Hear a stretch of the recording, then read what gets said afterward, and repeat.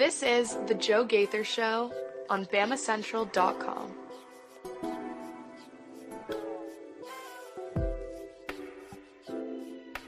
Good afternoon, Tuscaloosa. You're in the world of West Alabama. How we doing today on, this is Wednesday, Hump Day. Happy Hump Day. Welcome into the Joe Gaither Show on BamaCentral, BamaCentral.com. We're hanging out live in the Derek Daniel State Farm Studios just off of McFarland Boulevard. Looks like it's going to be a little bit of a rainy day today. I hope you guys all stay safe, enjoy yourself, get what you need to get done before anything nasty happens. Don't think it's going to get too nasty on the weather front, but, just observing what we see out the Derek Daniel State Farm Studio windows. Looks like it's going to be a little bit wet out there, and because it's going to be a little bit wet out there, you know it gets crazy on the roads here in Tuscaloosa. Make sure you have your right insurance, your best insurance. Derek Daniel, State Farm can take care of you. Call them today at 205-758-3391 for all of your insurance needs. Like a good neighbor, Derek Daniel is there. Ooh, we're going to have a lot of fun today on a Wednesday. I've got like a handful of random topics. No Alabama basketball game during the midweek this week. Want to say first, apologize to you if you noticed yesterday's audio was a little bit weird, so that was my own fault. Not your fault. Not your audio settings in your favorite podcast platform. Thank for everybody for jumping back and joining us today on Spotify, Apple Podcasts, Amazon, or right there on the Bama Central YouTube channel. Have a lot of fun. What are we going to talk about today? We didn't talk about any mock drafts yesterday. Several guys are projecting where they see Tyler Booker, Jahad Campbell, and now even some more love for Jalen Mel Kiper Jr. Did you not go down to Mobile? Or what are you seeing on tape that makes Jalen Milroe your fifth overall quarterback in the class? Maybe the class, look, remember what we said a couple weeks ago? If you need a quarterback in this class, no, you don't. No, you don't. You need a veteran free agent in this class. Yeah. You definitely just need to save some money. A one-year quarterback, $8 million. Go give Andy Dalton $8 million. Go get Cooper Rush, something like that. There's plenty of guys that'll be out there. With that, we welcome in Mason Woods. Follow Mason Woods at MAWoods_. Good morning, sir. How we doing? I'm doing good this morning. Doing good. Excited to talk some mock drafts. Draft is it's my favorite time of the year. I love the draft season. So excited to get into it. Can you hear yourself well today? I know that wasn't your fault. Good. It was my fault. Everything's good. Sounds like hopefully everything's back to normal today. I think we're good. But yeah, I'm doing good. Like I said, a little gross day out there a little bit. But I'm supposed to do a 5K. I don't want to do that in rain. Don't. Well, if you I'm not going to motivate you. I'll just tell you not to do it. That's what I'll do. I don't want to do that. I'm not going to. I know. I hate running. I hate it too, but next month's coming, and if you take too much days off, I think you just got to do it blind. That's utter hell. That is utter hell. Because I sort of. Okay, we're talking about the half marathon at the end of March. 3 years ago in 2021, I trained somewhat, but I trained basically up in till about a week or two before the race. Like 2 weeks before the race, I think I had an 11-mile run, and I was like, all right, I feel good. I'm ready to go. I did 11 miles. I can do 2 more on race day, and I sat on my butt for the rest of the time. Yeah, not a pretty sight. Not a pretty sight at all. Very much mental pain. Very much, why did I do this? I'm on mile 9, 10, 11 of the half marathon thinking, I'm going to die right here in this neighborhood in Tuscaloosa. What if we get you some of those fancy shoes with the springboard kind of thing to launch you forward? Oh, I could do with that. We would love that. We need a little shoe deal. There we go. Absolutely. Currently, I recently bought some running shoes, Brooks Ghosts, 3 or 4 or 5 weeks ago. So trying to break them in. I will be running, whether it's raining or not. It's only 30 minutes. It's no problem. And I got a hot shower afterwards. It'll be no big deal. But y'all don't want to hear about me running. What do I have here, Mason? I have best coaches in college football. I have Ty Haywood and National Signing Day. And I have mock drafts written up. Which one do you want to start with, sir? I think let's start with signing day. It is signing. I mean, is it? Yeah. You're the recruiting man. Are you busy today? How busy are you? I am extremely not busy, which is like so frustrating. I hate that this is the way that the recruiting schedule goes now. I don't like the early period. I miss when we had the big signing day, and it was, I mean, like ESPN is full 8-10 hour coverage. You've got every, it was an event signing day, and it has lost every bit of luster that it once had in favor of the early signing period, which is like a just jumbled mess of everything. So no surprises on the Alabama front on National Signing Day today. Many people, including you and myself, both knew that Ty Haywood to Michigan was a foregone conclusion. It was just a matter, I think, getting some paperwork signed. So he is a Michigan Wolverine. Kalen DeBoer, you missed out on Ty Haywood. You got Micah DeBose, you got Mal Waldrop, you got Michael Carroll, and you got Jackson Lloyd. Of course. I think you're doing okay in the offensive line department. I think you start in a good place, Mason. I think you start in a really good place because we've talked about it a couple times just whenever this comes up. Oh, yeah, that's what I wanted to do. Now I can sit up straight and feel good and supported and get it going. Okay, so we talked about it times. The spectacle of the old February signing day, the Julio Jones puts his cat on, watching Pat Surtain choose Alabama over Georgia, the spectacle that was Rashawn Evans. I'm going to Auburn, or who's the other? Reuben Foster. Reuben Foster. Yeah. The Quanjo brother who all sort of committed to Auburn. Like, you talk about the December date. That's probably best for the kids. Sure. Because they can enroll early and get onto campus. But there is zero buzz. What was it, the 20th this year, the 16th this year? I think it was the 16th. It was a couple days before the first round of the playoff. But because you're right there in the middle of the playoff, and you're right there in the middle of the transfer portal, and you're right there in the middle of coaching moves, and you're right there in the middle of just everything, I think from a media standpoint, you have companies that are overextended. You don't have, I mean, outside of the biggest names, like the biggest recruits in the class, you don't have the ESPNs going to these high schools anymore, staffing up, camera crews and doing this stuff. Your best access is, some of the bigger recruiting websites. They have their logo, but like, think about it. The Alabama guys, who the big recruiting guys are. They all have one employee.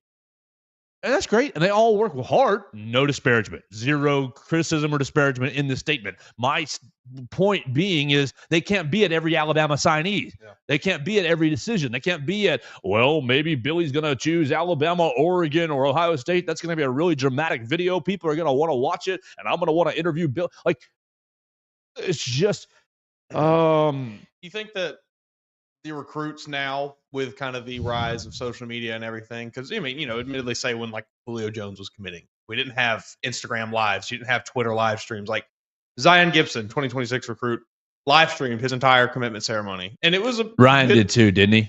Yeah, I think he did. Yeah, and it was a bit of a spectacle. He got up there, he throws the Tennessee hat on, everybody cheers. Whoa! He walks off stage, and then he opens a box, and out come houndstooth balloons, and he throws the hat, puts the hat, So, like, he made it his own kind of thing, and I wonder if that has also just played into it a bit, where the kids kind of have the ability to promote themselves more so now than they ever did. When you're describing that, the thought that came to my head is the internet has killed the world. But maybe that's just me being a boomer. Yeah, probably. I mean, they are. Everybody's got a camera, and everybody can hook up to. That probably motivates. Well, we don't have to go down to watch Billy recruit because live stream. Because ESPN, we'll just take it from Billy's Instagram and post it on. It's a win-win for both parties. Billy gets his following, and then ESPN doesn't have to do any extra work. It's, it kind of sucks. I think that it's played out that way, because I do miss it was appointment television. So-and-so's committing at 2:00 today. I got to figure out what's happening, and that has gone a little bit. It's been replaced with, check the YouTube live stream at, whatever time it is. But it's, there's absolutely no one signing for Alabama today. No, there isn't. there's as of now of any of the sites that we cover within the Walsh Writing Network, no one has signed anywhere. Missouri, Vanderbilt, and Boston College also no signees today. Missouri and Boston College were the only two that even had a remaining commitment, and as of as of right before recording the show, neither of them had signed yet. So it's I guess we just got to evolve with the times because, like you said, I do think it is beneficial to the actual athletes, to the prospects themselves, being able to get on campus earlier and not have to wait. Well, what's more beneficial? You're a Billy 5-star.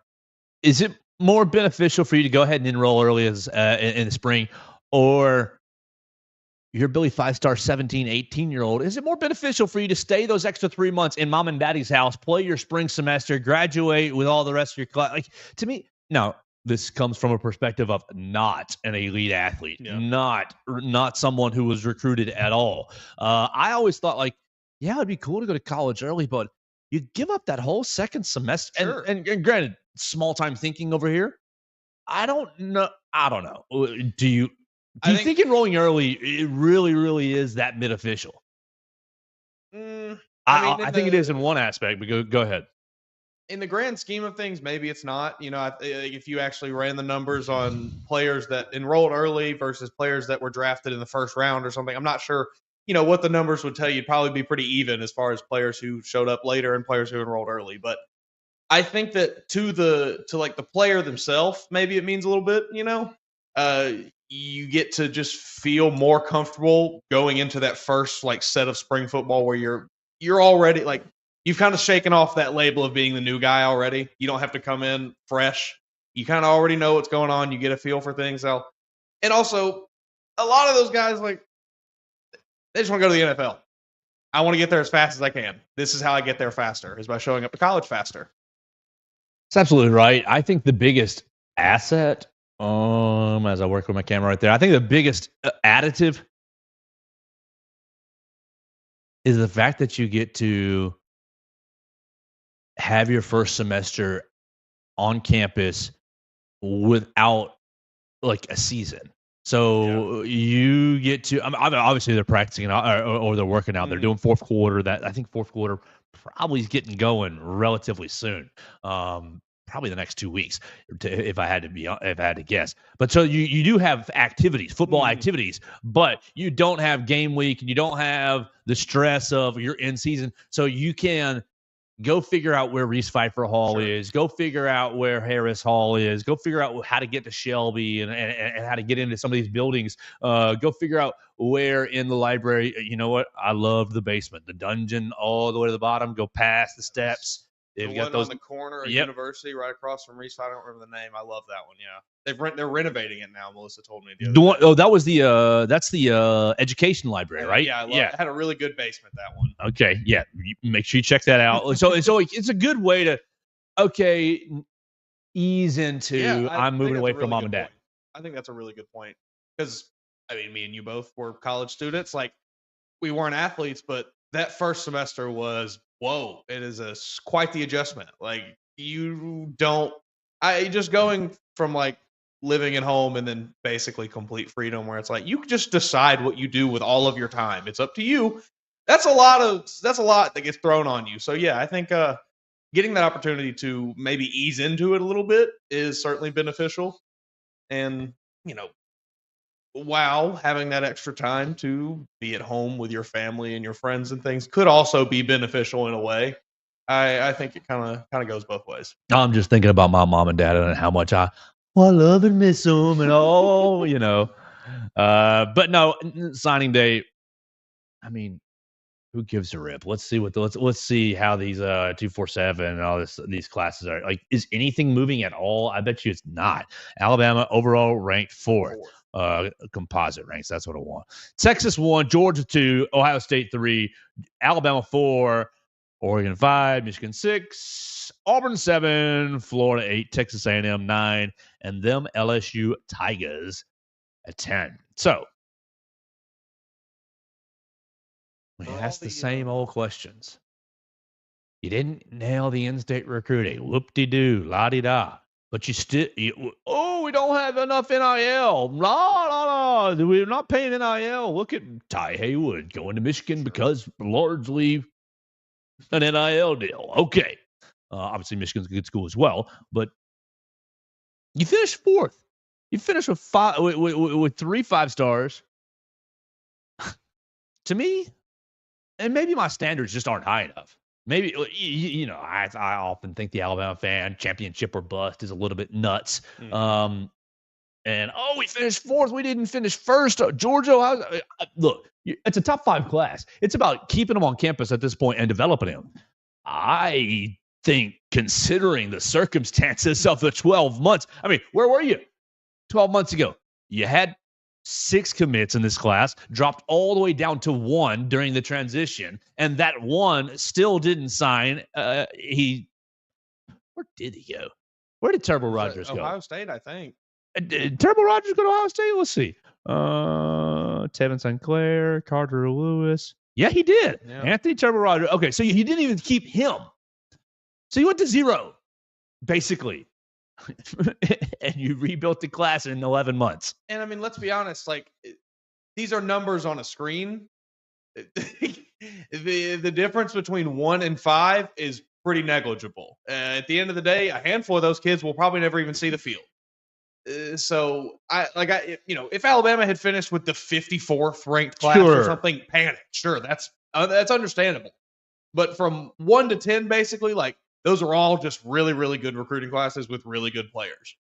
Yes, and it's all subjective on, I mean, they're different site to site. Right. Think about who, like, I'll be honest, when I see a high school recruit around here, I'm like, oh, I like that guy. I haven't seen it. I don't go to California games. I don't go to Texas games. I don't go to Michigan high school football games. I don't go to Iowa high school football games.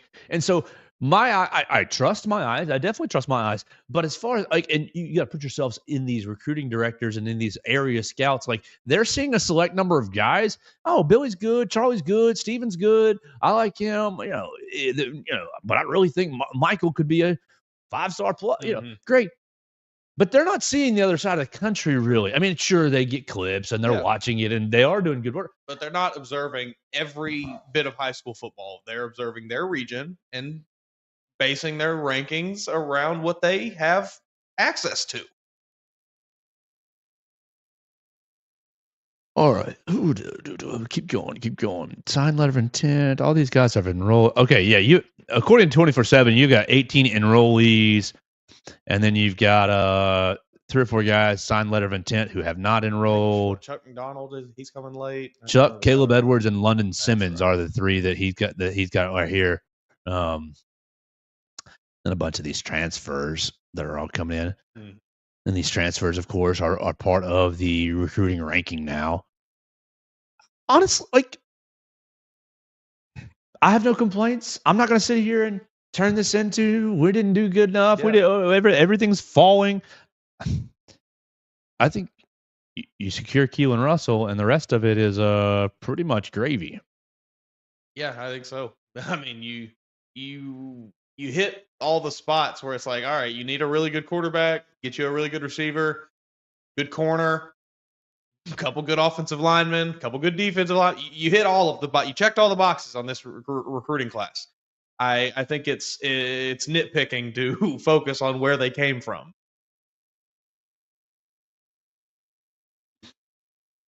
This is probably a good way to transition into what we saw with, what was this, Ari Wasserman? Yeah.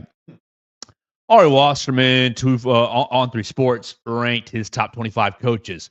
And I will use this number 4 recruiting class to ask Mason Woods how he feels about Kalen DeBoer keeping talent and developing talent in Tuscaloosa. Who got better this year? Who started at a level? Who started at a 6 and became an 8? Who started at a 4 and became a 6? Who started at, how do you think Coach DeBoer developed the talent this season? I think 2 players immediately jump out to me, and it's Bray Hubbard on the defense, and it's Jeremy Bernard on the offense. I think Jeremy Bernard, we were excited about him as a transfer, thought he could do well, but he didn't do a whole lot at Washington. And then we saw it like as the season got on, he just got better and better. And by the end of the season, he kind of took that top wide receiver spot from Ryan Williams, who kind of held that wide receiver one spot for the first part of the year. Yeah, those are the two that immediately stick out at me as like big improvements. Now on the other end, I don't think you can say that Jalen Milroe got any worse this year. I certainly don't think you can say he got better.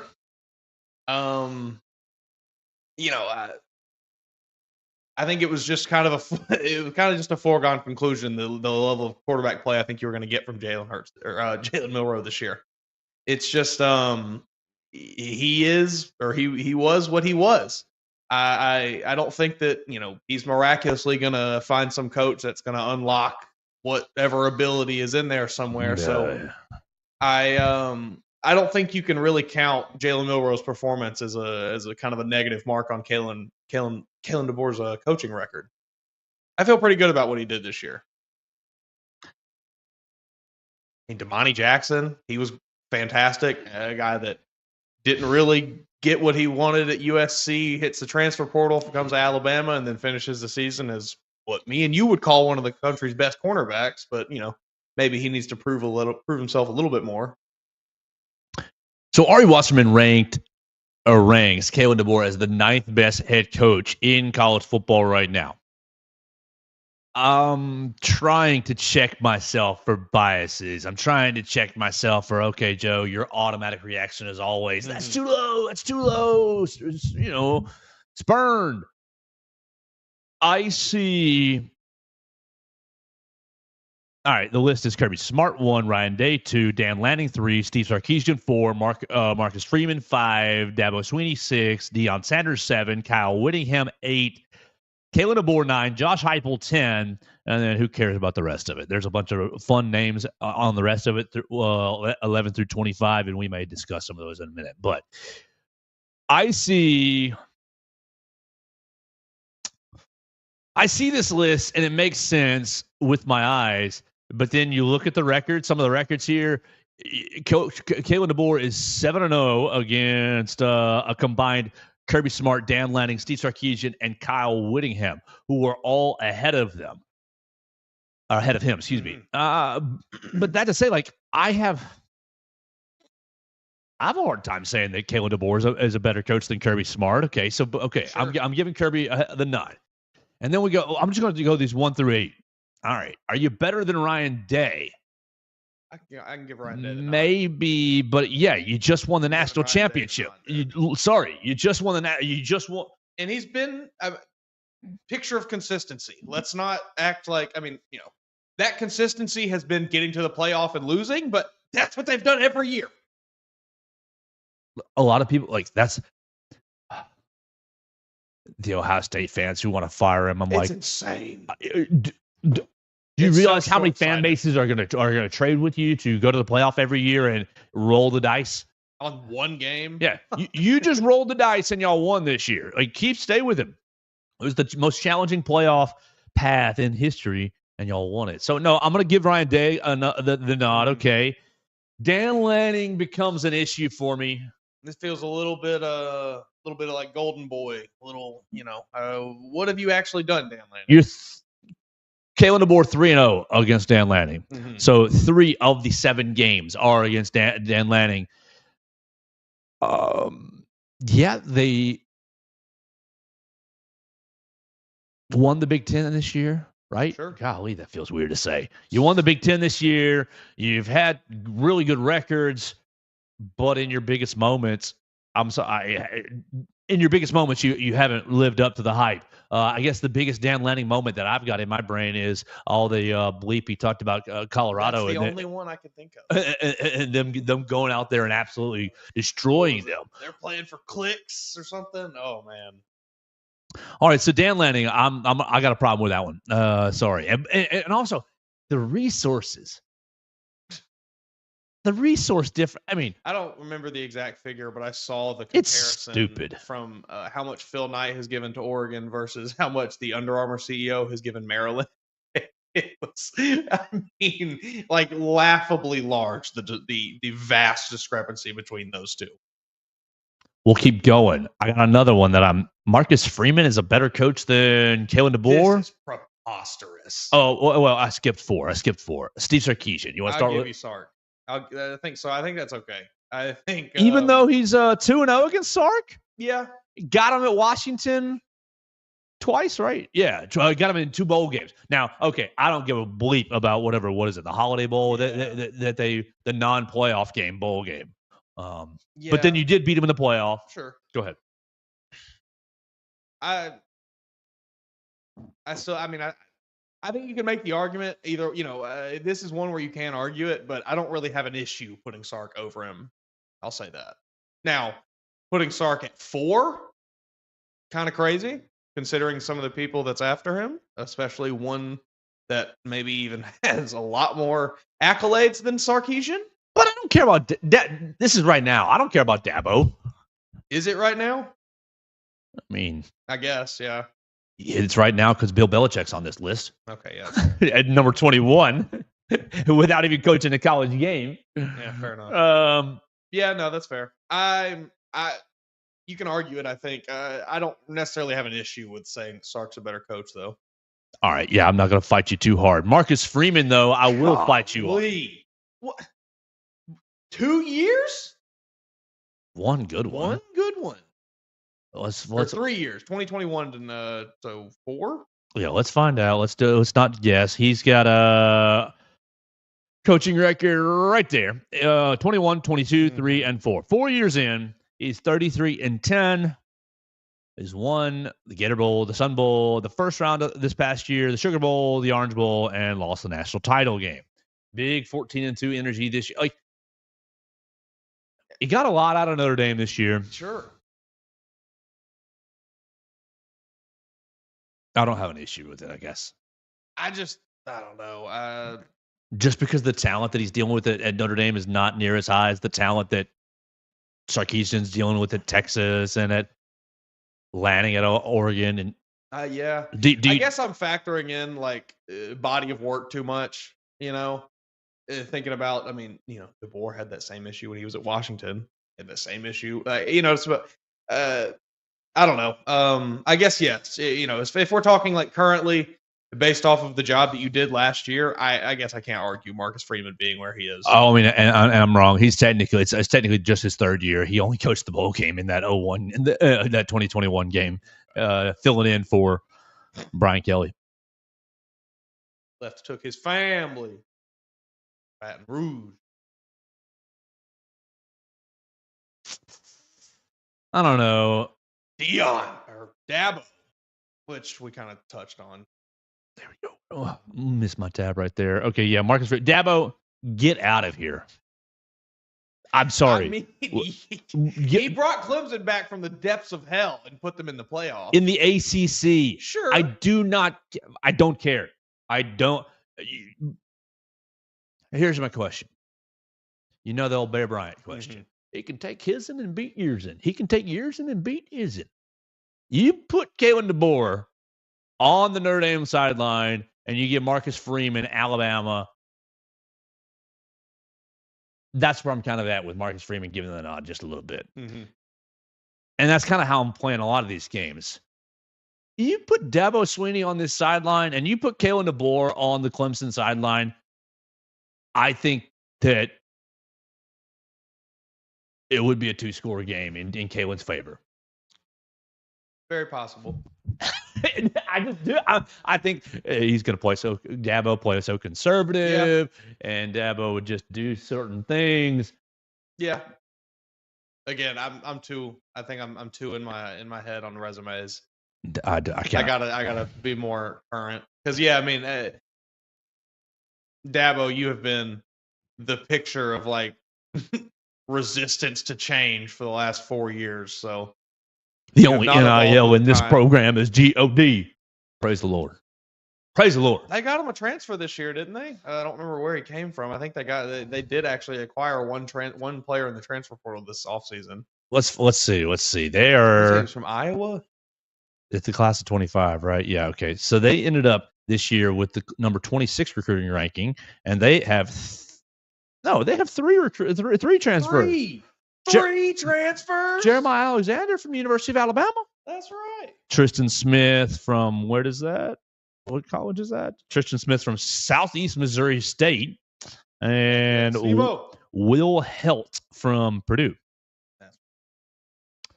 Hey. All right, so yeah, you got a big issue. So I'm at Dan Lanning. I have an issue with. I'm at Dabo Sweeney. I have an issue with. So we're moving up from 9 to 7 at least. I have an issue with Deion Sanders too. God, big, massive, enormous issue. Like outside of this was the year that you were supposed to do it, Deion. It makes no sense to have him there. It's mind-boggling to me. What did Colorado finish this year? 9-4, or did they win their bowl game? Well, let's double check just to make sure. I don't think they won their bowl game. I don't think they did either.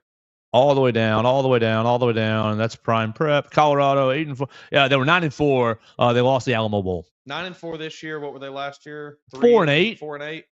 Like so, high level football. That's 13-12. I'll give you. You obviously Deion. You get your first year at Colorado. You came off of what were they? They won one game the year before. I'll give you a pass for that year. Okay, cool. But then you had to come out this season and you had to win 10, 11 games. 9? You do not belong that high on this list. I'm sure we're factoring in. Oh, look what he did at Jackson State. Won the cell. But if we're doing that, we have to do that for everyone else, and then you have to say, all right, well, Dabo has multiple national championships. Kalen DeBoer, multiple national champions. Bingo. And so, you can't. We can't play that game for Deion, but not play it for anyone else. That's a horrible record to me. Yeah, and. That's a horrible record, and I'm very curious to see what happens this coming year when you don't have Travis, when you don't have Shadir Sanders. How do you replace all these guys that you invested in so heavily? I think that Colorado's a house of cards, really, and going to fall apart, and you're probably in for another 4-8, 5-7 year. I'm pretty surprised that we did not see Deion make the jump to the NFL.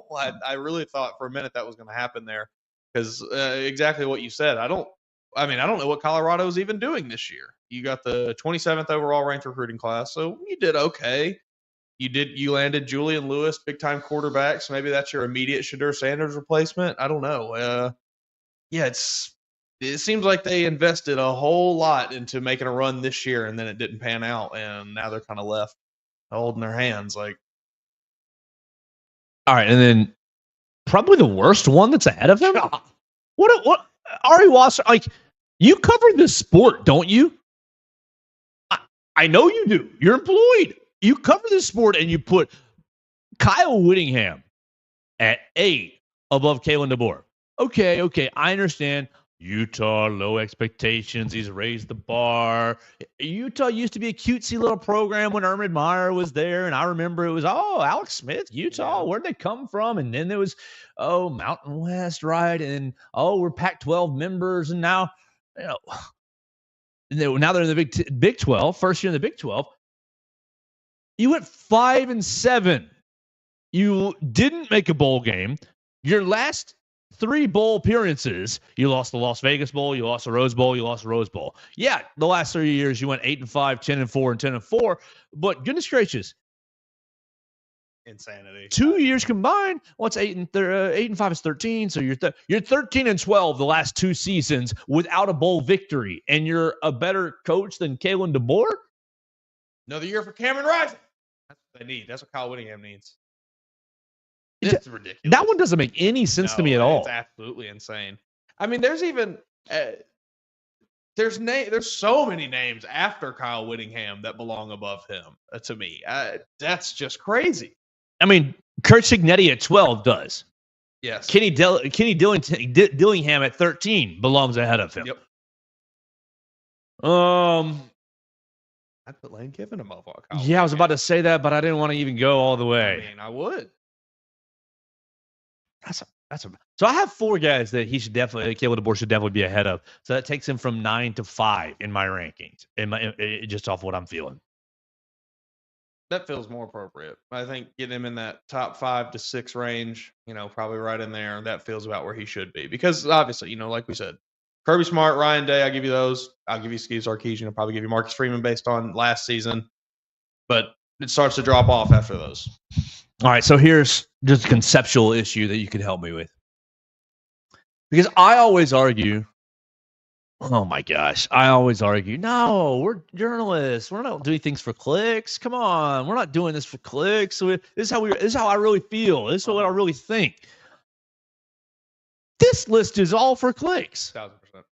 And Ari Wasserman, you're obviously a big name, and I'm not trying to cut you down here, but this list is total hooey, all for clicks. This is all, and On3 Sports has been doing this. Andy Staples ranking Auburn preseason number 9 or whatever. I mean, even in just the last 2 days, they've had, I think, 3 or 4 different people drop their own playoff predictions for next season, each of them including, one ridiculous team that's why are they there? What are we doing, folks? Whittingham at 8, that's a 4 clicks move. DeBoer at 9, we're just going to put the Alabama coach just down. That's a 4 clicks move. Bill Belichick at 21. Yes, Bill Belichick, who hasn't coached a single bleeping game on this list, is ridiculous. Brett Bielema. I like him. I love Brett Bielema making an appearance on the list. Probably about right. 18. That's probably about right. Lincoln Riley on this list is silly. 22. Preposterous. I mean, offensive mastermind, but I know that Oklahoma did not on paper do very well this year, but Brent Venables is a better coach than 23, I think. Yeah, I think a lot of this list is just let's get people talking. And you know what, Mason? We fell for it. Sure enough. And I will every time. Let's keep going. We'll tell everybody where we are. We are live in the Derry Daniel State Farm Studios right off of McFarland Boulevard. You can find us just past the Tiger Rock on the left, right past Wrestling Rehab as well. Come see Derek and his team, Red Reese and Victoria. They'd be happy to talk to you about any insurance concerns that you might have: home, life, auto insurance, boaters insurance, renters insurance. You need an umbrella policy that's going to cover all kinds of things in your life. They can take care of you and really make sure you're prepared for any and all of what happens in life. I mean, things just happen, and that's why you need insurance. So call Derek and his team at 205-758-3391. Let them know that the Joe Gaither Show sent you. Like a good neighbor, Derek Daniel is there. Call and see how much Derek can save you today. There, where's my list here? Best coach in college football, Ty Haywood, National Signing Day. I have Florida win total that I don't really care about. Mock draft is really the next thing. Daniel Jeremiah is officially the greatest, is the number 1 draft analyst. I am a fan myself as well. Daniel Jeremiah mocks Tyler Booker to the Chicago Bears, and we will hear no other stories. I know a lot of mock drafts. A lot of people are putting Kelvin Banks, the Texas tackle. A lot of people are putting Armand Membu, the Missouri interior lineman. And look, I think if you are mock drafting for the Chicago Bears, it's really just insert lineman here. Yeah, I mean, I was going to say, would you be even upset with any of those options? No. I mean, I think all 3 of those guys, and then Will Campbell included, 4 of those guys. Just don't do that. That's what people want. That's going to be so fun. People are, Joe, if we just throw a bunch of money at Trey Smith and then we trade for the Falcons center. There you go. And then basically we're set at the offense and we can draft Ashton Jeanty at 10. Madden. It's perfect. No. You get Ben Johnson, his Jahmyr Gibbs 2.0. No. We need the offensive line built up first, no matter what. And there's so many running backs in this class. This running back class is probably 15, 20 deep or so. It is a good one. We don't need to be spending no number 10 pick on a running back, y'all. No, let him drop to the Cowboys. But Daniel Jeremiah is my favorite. Matt Miller yesterday, 2 days ago for ESPN Plus, had Tyler Booker going at 25 to the Houston Texans. He used to have a really, really great podcast I listen to all the time. Yeah, and then he got hired by ESPN, right? And you Mhm. stopped that? It was a great show. It basically was like what got me into like really wanting to be into sports media and stuff, honestly. Matt Miller. Love it. First time I'd ever really done like a consistently listened to like the same kind of podcast or anything. Watched ESPN obviously, but who do you have your Bears taking? Did he have Tyler Booker there? Matt Miller, no. No, he had Mimbu, Armand Mimbu. Did he have Tyler Booker in the first round? Yeah, had at 25 for the Texans. Oh, yes, that's right. Ooh, right over my Are head we there. in this? Are we both in the Derek Daniels State Farm studio? Sometimes I wonder, Trust me, me too. Don't worry. Sometimes I'm looking at this and like in 5 different thinking places. somewhere else. Okay, let me go back to that because I did Daniel not. Jeremiah did have Jahad Campbell. I think it was 18 to the Bucks. Which That's been a popular pick. I like that pick. I think that would be really good because we kind of talked about it a little bit. I know Levante David. I think he's about to hit free agency, but like that guy's a buck for life. They're not going to let him go anywhere. I'm sure they will work out a deal and probably be a short-term deal if I had to guess because he is on the older side on the back part of his career. And like you just let Levante David teach Jahad Campbell how to play linebacker in the NFL. That's there's not many better people to learn from. And then you just set him loose in a year. That'd be pretty fantastic for Jahad Campbell, I think. Matt Miller has him at 18 to the Seattle Seahawks. Okay. I would like that pick. Seattle fans would rather the team address the trenches in round 1, but general manager John Snyder has shown in the past he values the linebacker position more than others. So while there's a strong case for Alabama guard Tyler Booker here, if Seattle goes all in on running the ball in 2025, I'm looking at how Campbell's 3-down impact could fill a massive hole. Additionally, Campbell would bring value as a pass rusher on 3rd down. He's the closest thing Mike McDonald to get to what he had with Roquan Smith in Baltimore. Selfishly, I always hate when Bama players get drafted to like the Niners or the Seahawks or really any of those teams all the way out there because you just never get to watch them on TV, basically. It sucks. I think he's going to be a great player. Who's going to be better, Jahad Campbell or Tyler Booker? Who's going to have a longer career?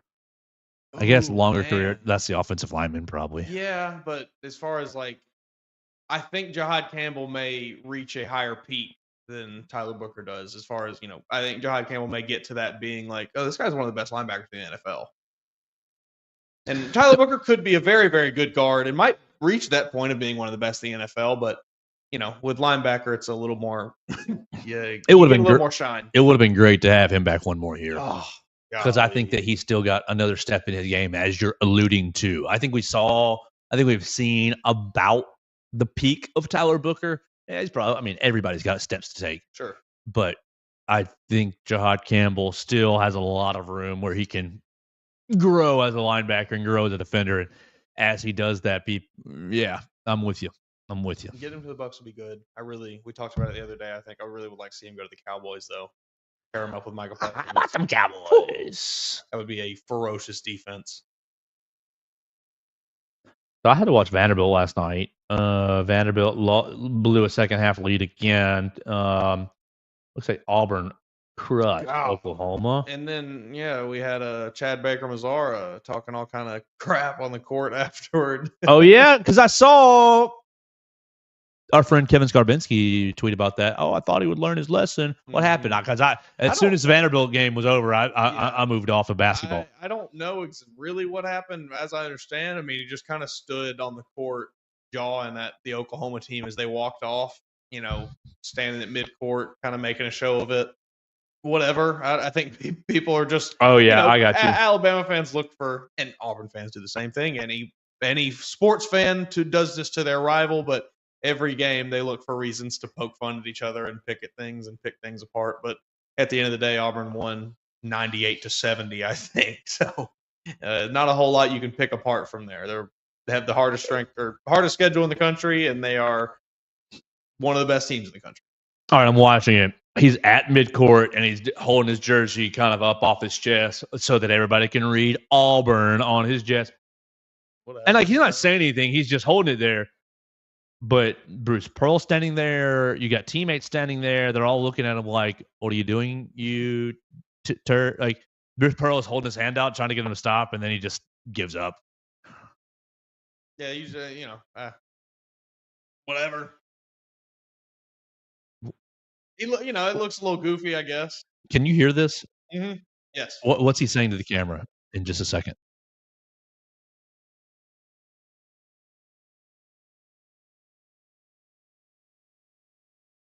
Did you hear what he said?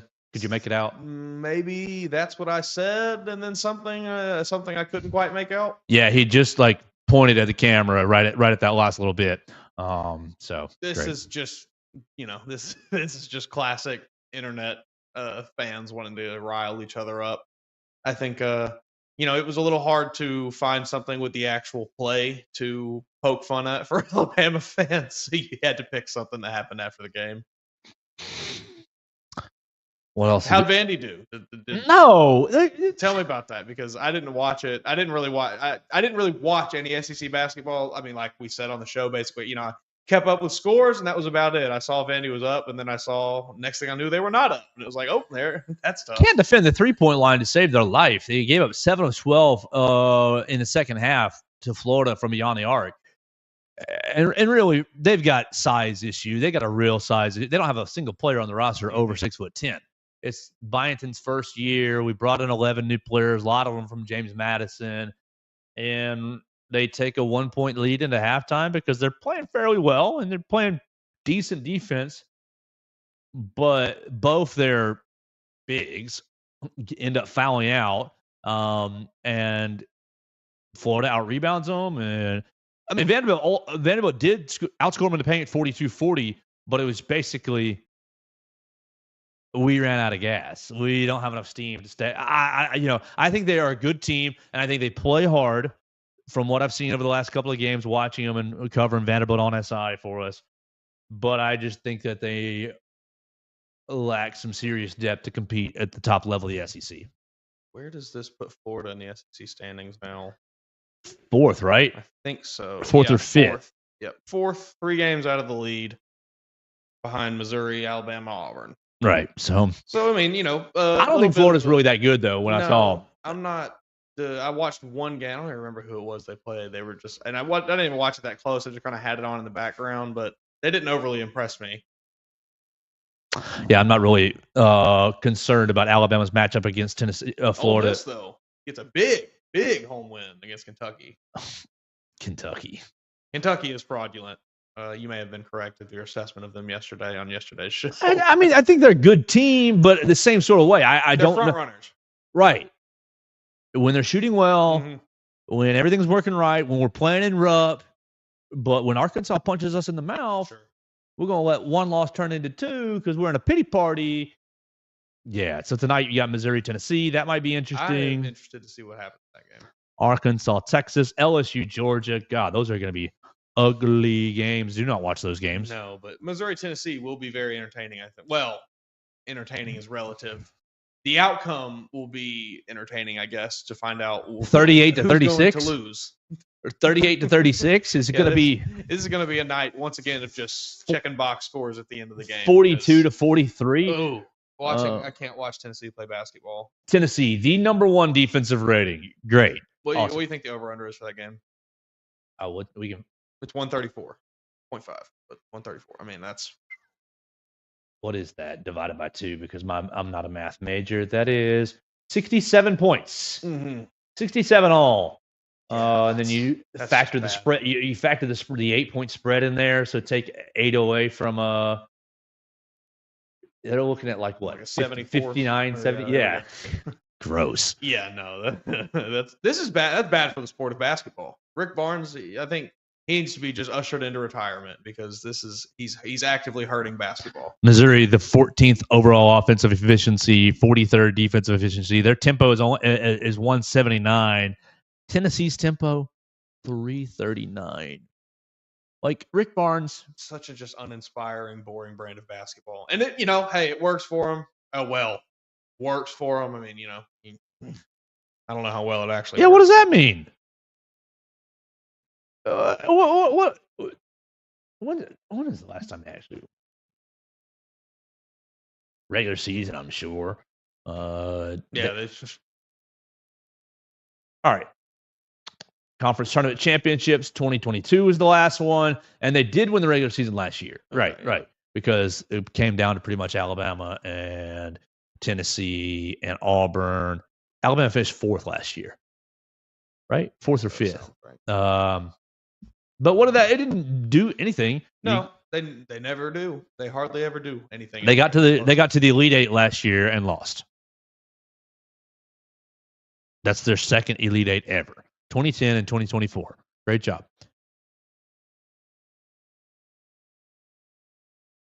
Well, Mason, I'm about out of juice for the day. Yeah. Let me make sure. Hold on. Let me go through my likes.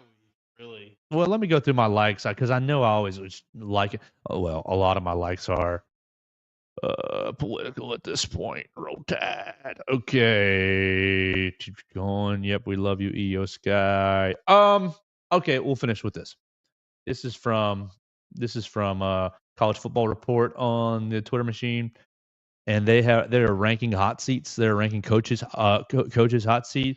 We have, and this is not going to be too long. We have a scorching hot seat. Oklahoma, Auburn, Florida State, Wisconsin, and Arkansas are all under the scorching. I'm not sure that Arkansas fits under that anymore. I don't think Oklahoma is hot even. I do. Really? Yeah. I think he did more than enough towards the end of the year to buy enough good grace with the fans of Oklahoma. If he wins over Alabama, if he wins 9 games next year, sure. I'm pretty sure they're going to. He had every receiver on the team get injured this year. True. There was a lot of circumstances going against the Oklahoma Sooners, and they still put out a relatively okay season. Okay, so he's got scorching hot seat, warm seat, room temperature, cold, and Iceman. I'm going to take a guess. He's got Kalen DeBoer on room temp. No, that's the reason why I wanted to bring it. He's got it on warm. Okay. The thing's a bit ridiculous. That's silly. Yeah. I mean, I think that for the same reasons I think that having Brett Venables on the scorching seat is ridiculous. I think these are both very, very good coaches that just arrived where they are. The first year maybe didn't go exactly the way they wanted it to, sure, but give them a little time. Golly. And I don't think either of those schools are reactionary enough to fire a coach after like 1 or 2 years like that. Yeah, he's got Mississippi State, Jeff Lebby as well under warm, which I don't even think expectations there are nothing. Yes. You've got hot seat Billy Napier, Florida. I think he moved off that a little bit with their close. I think so, but I think if they don't win 10 games next year, they're going to maybe seriously think about it. You missed one. You've got Mario Cristobal, Miami, under room temperature. He's at least in the warm category. I would say inching into the hot category too. Because that into the season this year was such a disaster for Miami. I mean, you had everything in front of you. All you had to do was beat Syracuse, and then you put on a disastrous performance. Close the year, I think, with 3 straight losses. Am I just silly to think that they're not even like firing Kalen DeBoer is not even like? I don't think that's even been. It's not anywhere in the building, right? Like no one has even thrown that out there. Greg Byrne got one of those letters from Billy from He whoever, threw it right in the shredder. he said threw it away. It's just insanity, people. He gets those. We don't like you. You made the wrong choice, and he's he's binding them together for his comedy book. Yeah, for his bathroom reading. It is and you've talked about it, the sentiment, and I don't know for sure. Now this is us speculating, but I'm pretty dang sure this is the way it was. Like the sentiment in that building was just, thank God we made it, people. Let's move on to 2025.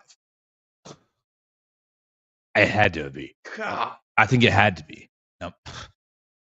Building didn't burn down. Field's still over there looking good. We got a lot of fans still. Everything's A-okay. We went to a bowl game. We beat Auburn. We beat Georgia. Still selling out BDS. We're all right. We'll finish with this. I'm supposed to call somebody who got their tickets revoked. I did tell that guy I would call him today. And so maybe I'll find out more of the story. My suspicion is that he was selling his tickets to third-party websites or giving them away, Yeah, I'm gonna say that if the most recent available Facebook post is you trying to sell your tickets, that may have been a reason that they were revoked. I don't know, but just maybe. Critical thinking. But I will do my due diligence, and I'll Sure. call this gentleman, and I'll hear his side of the story, and we will tell you about that tomorrow on the Joe Gaither Show on Bama Central and BamaCentral.com. You followed Mason Woods at MAWoods_. You followed me at Joe Gaither6, and you're listening to us on Spotify, Apple Podcasts, and on Amazon. Talk to you tomorrow right here on Bama Central and BamaCentral.com.